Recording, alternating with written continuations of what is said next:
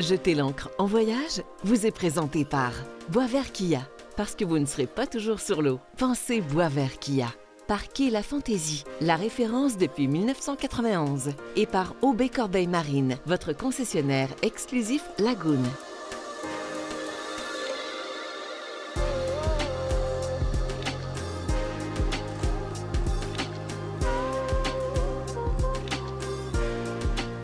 Après une superbe navigation, toujours à bord de notre Sauna 47 de Corail Caraïbes, très bien skippé par Élie et Yo-Yo de Prendre le Vent Voyage, on se retrouve maintenant aux Saintes, une des plus belles baies du monde selon plusieurs magazines de voyage. Alors bienvenue à Jeter l'encre en voyage.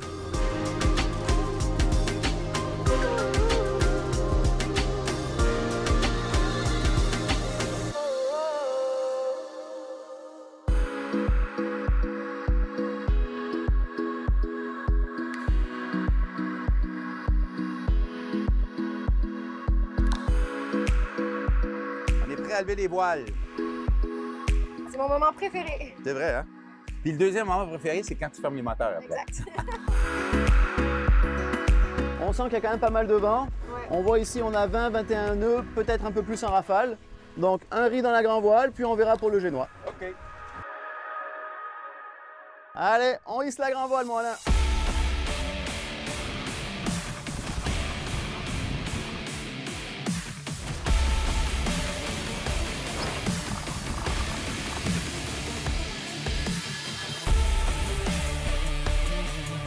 Dernière étape, oui. Alain, on finalise la grand voile.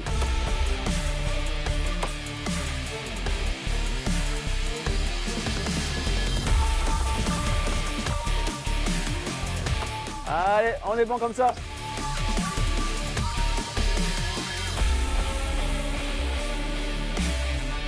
On est avec des pros, hein. Regarde ça, aucun stress, alors qu'on a 20-25 nœuds de vent. On hisse la grand voile, on prend un riz. Tout va bien, le sourire, c'est ça qu'on aime.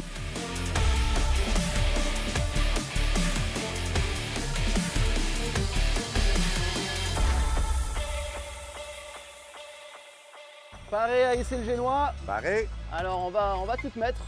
C'est parti. Et allez, on peut choquer. On est sur notre cadre, bébé. Bravo, capitaine. Bravo, capitaine. On est en ciseaux en ce moment, la grand voile sur tribord et le génois sur bâbord. En ciseaux, c'est beau!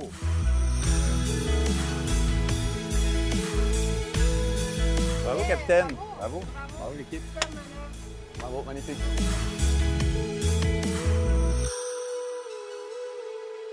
On est bien parti?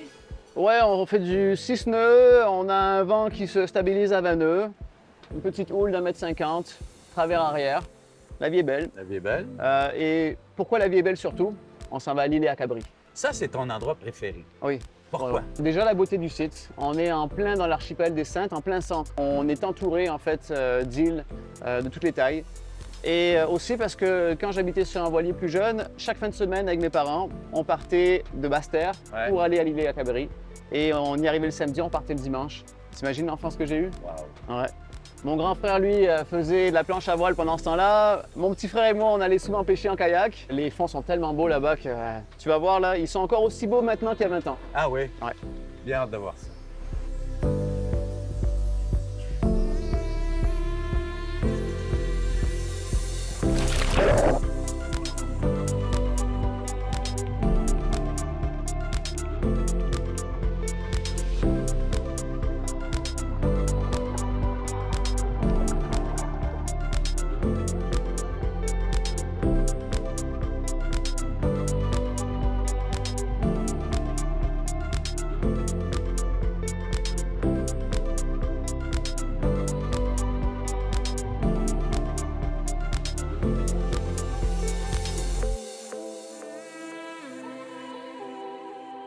Finalement, à l'îlet à Cabri, c'est chez vous, là?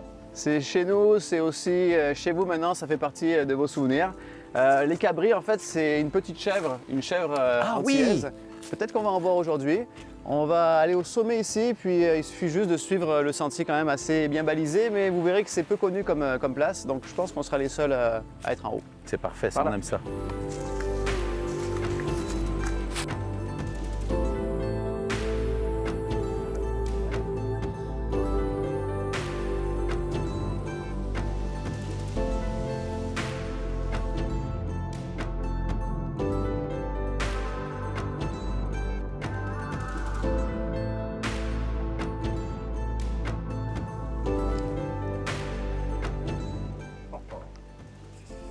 Et voilà, bienvenue au Sainte, mon chum. Wow! La 3e plus belle baie du monde.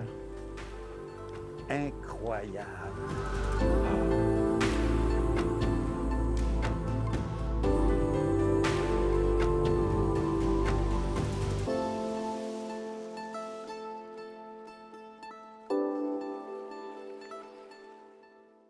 Alors ce soir les amis, c'est le souper des capitaines. C'est nous qui gérons toute la bouffe. Vous vous reposez, vous avez assez travaillé comme ça aujourd'hui.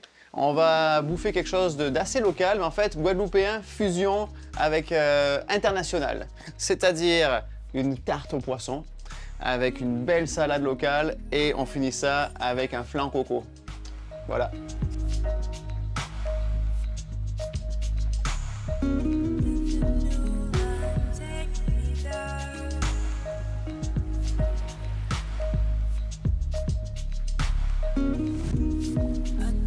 Pour ce souper tout à fait parfait, nous donnons la note de 10!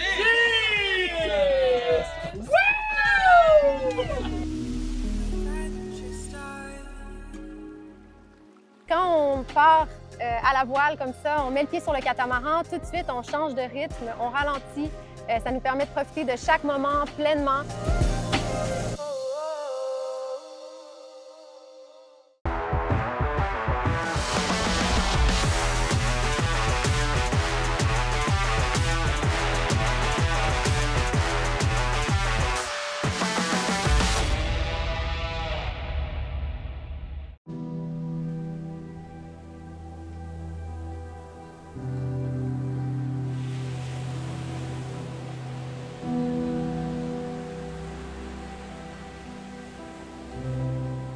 Prendre le vent, ça a commencé avec une double traversée de l'océan.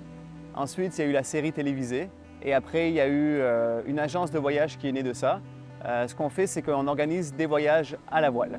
Ce qu'on veut surtout transmettre, c'est notre passion, c'est notre amour pour l'océan, c'est le goût de l'aventure, c'est le dépassement de soi. On observe dans chacune de nos croisières des voyageurs qui commencent avec certaines connaissances et qui finissent à sauter du bateau, qui finissent encore plus haut que ce qu'ils sont à la base. On a envie de les amener le plus haut possible, que ce soit pour la découverte d'une première fois en voilier ou pour un jour peut-être posséder leur propre embarcation. Quand on part à la voile comme ça, on met le pied sur le catamaran, tout de suite on change de rythme, on ralentit. Ça nous permet de profiter de chaque moment pleinement, de se connecter avec la nature, avec le vent aussi, les éléments. Donc on n'utilise pas le moteur, on utilise le vent pour nous porter. On est un petit peu à sa merci. Et c'est beau aussi, ça nous permet de nous reconnecter avec les vraies choses. En général, c'est des voyages qui sont de 8 jours, qui allient plaisir de voile, plaisir de découverte. On goûte à la gastronomie locale, c'est une nourriture qui est délicieuse, qui est simple, qui est goûteuse. C'est toujours préparé par notre hôte ou notre hôtesse, donc la majorité des repas sont inclus à bord. En l'espace de 8 jours en Guadeloupe, on découvre vraiment l'essentiel. Le fait d'arriver par la mer, ça fait qu'on dirait que les îles sont encore plus belles. Oui, ça donne une perspective. Ouais, on a travaillé fort pour arriver sur place, on a participé ou pas aux manœuvres et on découvre comme ça autant les Saintes que Petite-Terre, que Marie-Galante qu'on a vu ensemble. Donc c'est fantastique, selon moi, c'est la plus belle façon de visiter. Prendre le vent voyage a commencé avec les îles de la Guadeloupe, mais tranquillement, on agrandit notre offre de voyage. Donc, les îles de la Guadeloupe, un beau voyage découverte et voile qui est accessible à tous, pas des trop longues distances. Après, on a Martinique-Grenadine, un petit peu plus longue distance, un peu plus pour les voileux, les gens qui ont envie de pousser un peu plus loin. Et ensuite, la Grèce, qui est un voyage tout nouveau de cette année, découverte, histoire, ça va être super. Et tranquillement, on est en train de développer la Polynésie. L'objectif, aller nager avec les baleines. Wow, t'imagines-tu nager avec une baleine? Ben, c'est ce qu'on va vivre prochainement. Ouais. Ce qui me drive le plus, c'est d'amener les voyageurs plus haut, de les aider à se dépasser. J'ai réalisé mon rêve grâce à ma blonde, grâce à mon frère, grâce à Jackson, de traverser l'Atlantique à la voile. Et on dirait que ce qui me fait le plus plaisir au monde actuellement, ben, c'est d'aider les gens à réaliser le leur. Tu fais ça magnifiquement, les gens se sentent en sécurité avec toi. Mais aussi, tu les pousses toujours à se dépasser et à aller plus loin. Ça, c'est très, très beau. Merci.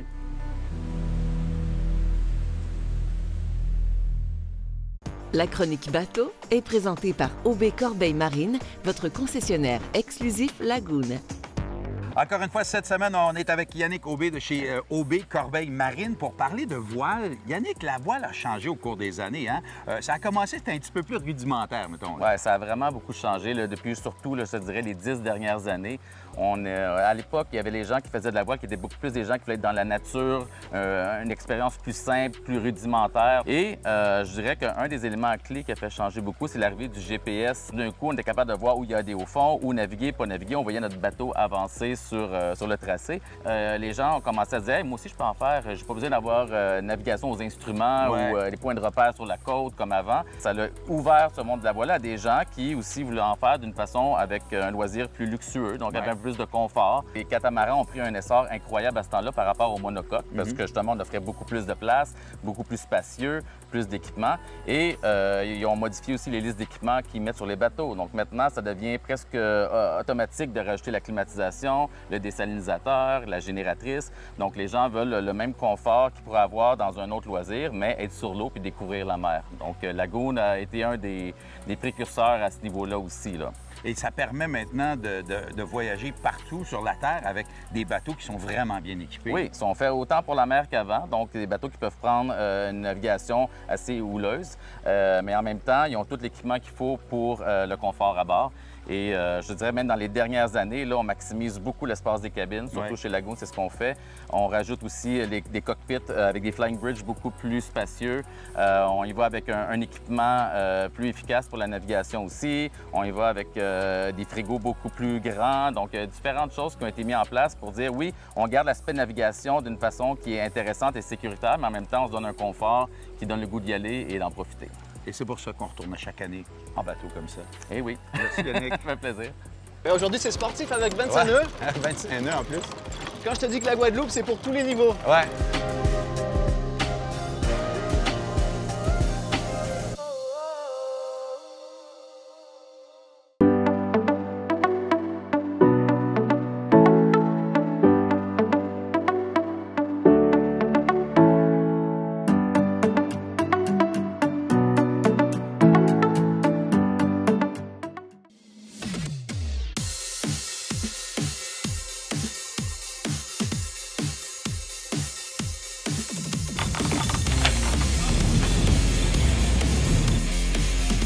Aujourd'hui, c'est sportif avec 25 nœuds. 25 nœuds en plus. Quand je te dis que la Guadeloupe, c'est pour tous les niveaux. Ouais. Autant les débutants parce que les distances sont courtes, que pour ceux plus intermédiaires et avancés comme nous aujourd'hui.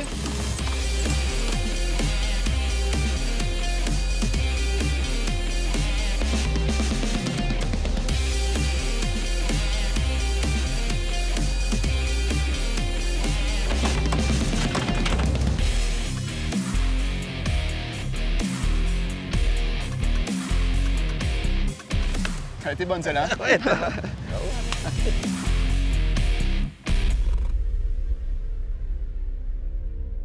Corail Caraïbes, c'est une entreprise familiale. Il est détenu par une famille qui vit sur Angoulême. Voilà. Corail Caraïbes a commencé en 1994, si je ne me trompe pas, en Guadeloupe pour la première base qui a été ouverte.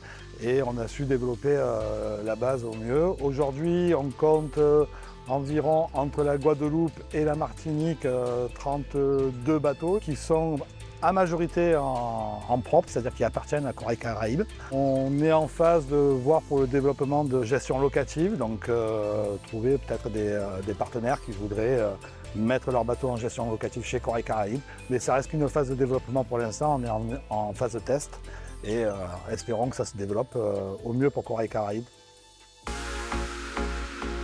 Johan, le snorkeling aux Saintes, je pense qu'il y a pas mal de beaux spots, hein? Un des plus belles places, c'est en Guadeloupe. Les Saintes, on a 3 places principales. On a l'île Cabri qu'on a vu hier. Ouais. On a l'île Pain de Sucre qu'on est passé devant tantôt. Et surtout, on a une magnifique épave qui est juste sous tes fesses actuellement. Et là, ici, on est exactement où? On est au Bourg des Saintes. OK. On va voir ça. Je te suis. C'est prêt? Quand il va, j'y vais, j'ai pas le choix. Oh merde!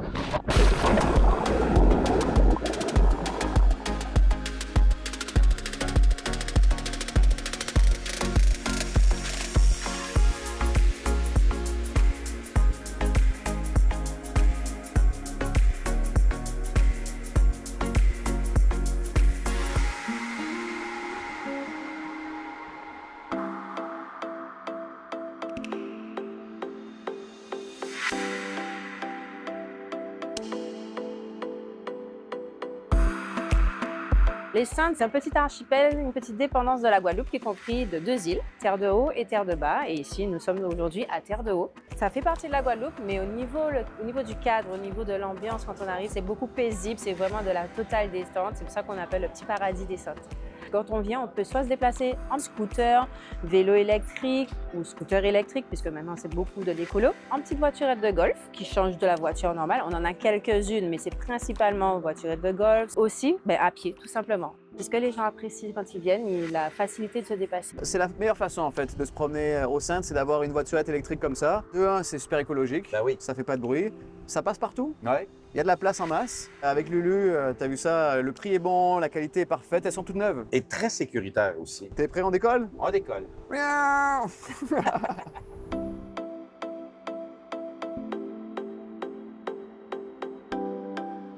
Il y a plein de belles petites maisons, les gens peuvent qu'on peut louer pour à la semaine, j'imagine, même au mois. Hein? Ouais, à l'année si tu veux même. Ah ouais, hein? Tu te verrais-tu habiter ici, toi? Je me verrais bien passer un mois de février, genre. Ah ouais.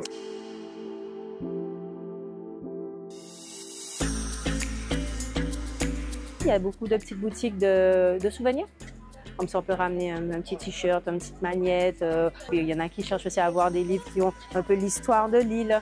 Donc, on peut trouver un peu de tout ça. Il y a aussi de l'artisanat. Dans chaque petit resto que vous allez passer, il y aura forcément un peu de local au niveau poisson. On a la chance d'avoir la mer tout autour de nous. Donc, du coup, on a beaucoup de pêche. Donc, qui dit beaucoup de pêche, c'est beaucoup de plats à base de fruits de mer.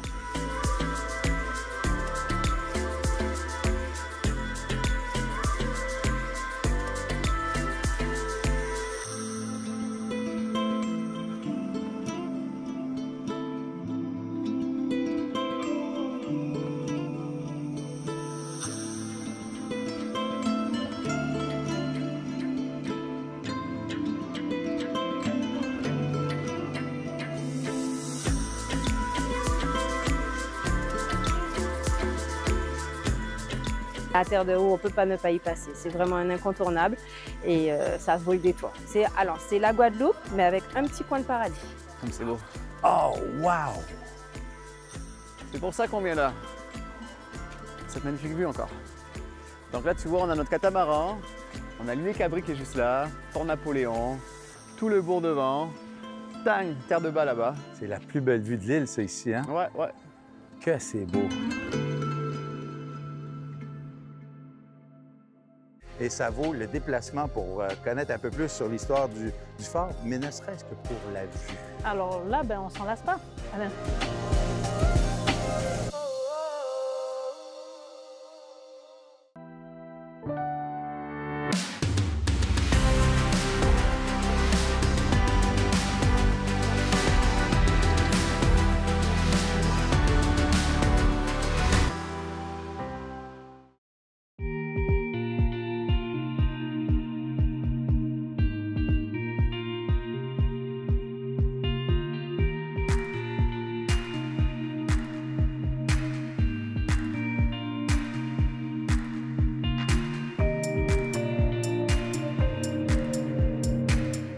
Si vous étiez avec nous il y a 8 ans, vous reconnaîtrez Christelle. Hein? On était ensemble. Elle est la directrice du musée du fort de Napoléon. Et là, on est de retour parce qu'il y a plein de nouveautés, il y a des belles choses. On est ravis de présenter à nouveau nos nouvelles salles, nos nouveaux décors au niveau du jardin et le musée qui est en perpétuelle évolution, en fait. Ben oui.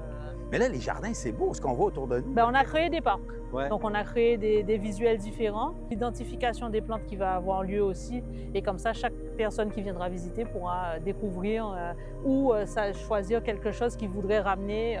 Tout ça est à l'étude et donc, en fait, ça nous promet une prochaine visite. Ben, ça, on reviendra assurément. On va voir à l'intérieur. Ben ouais, allons-y.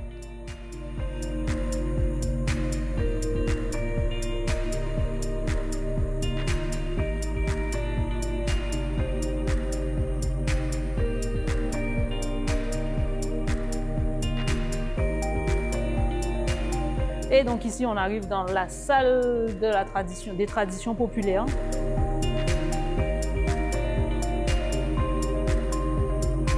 Donc ici, on arrive dans la salle la plus réputée du musée. Pourquoi? Parce qu'elle a été aménagée aux années 90 où la pêche était l'activité principale de l'île. Ben, Christelle, merci vraiment. Je suis vraiment content d'être revenu parce qu'il y a plein de belles choses à voir. Puis on invite les gens à venir faire un tour. Vous êtes ouvert pratiquement tout le temps. Ben, on est ouvert tous les jours, sauf 6 jours de congé annuel. Ouais. Donc après, venez nous voir de 9h à 12h30 tous les jours. Et ça vaut le déplacement pour connaître un peu plus sur l'histoire du fort, mais ne serait-ce que pour la vue. Alors là, ben, on s'en lasse pas. Alain, tu constates qu'on s'en lasse pas. Non.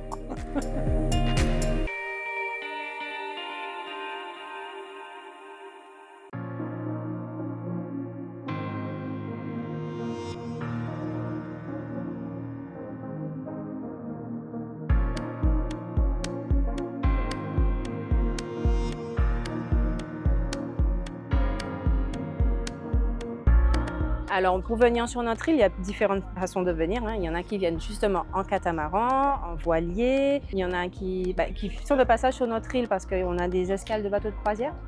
Donc, du coup, on a des croisiéristes qui viennent aussi. Et sinon, la grande majorité, ils viennent avec les bateaux qui viennent de la Guadeloupe, donc soit de Trois-Rivières, de Saint-François. Il y a normalement aussi Pointe-à-Pitre, de Basse-Terre. Enfin, ils viennent un petit peu de partout de la Guadeloupe et ils viennent avec les bateaux des différentes compagnies qui leur sont proposés. Yoann, les gens qui veulent partir sur une croisière avec prendre le vent voyage, ça ressemble à quoi en détail, là, ce qu'on va faire? C'est très simple. Nos voyageurs du Québec, ils prennent l'avion, ils arrivent à Pointe-à-Pitre, la capitale. On les prend, on les amène en taxi jusqu'à la marina de Saint-François. OK. On passe une première nuit directement à l'ancre dans la baie, histoire de s'amariner déjà à la mer. Et le lendemain, visite de Petite Terre. Ensuite, Marie-Galante, ensuite les Saintes. Et il y a un truc qui est super intéressant, c'est qu'à partir des Saintes, ils ont le choix soit de suivre l'équipage et de remonter en 6 à 8 heures de navigation vers Saint-François, notre port d'attache, ou encore de prendre le ferry avec CTM-DR et de faire une superbe activité qu'on organise en formule terrestre, donc formule touristique. Ce qu'on a eu la chance de faire, et c'est vrai que c'est très confortable, rapide de voir ça. En 20 minutes, on était traversé de l'autre côté. C'est cool, hein? Mais je pense qu'il y a des CTM-DR vont partout dans les îles, là, ici. Ils vont partout dans l'archipel des îles de la Guadeloupe. Ils vont à Marie-Galante, Grande-Terre, Basse-Terre. Donc, super compagnie, plusieurs bateaux, très modernes, très rapides et très confortables. Donc, plusieurs façons de visiter ces belles îles de Guadeloupe, mais surtout bien accompagnées avec toi. Merci. Avec le vent dans les voiles. Toujours.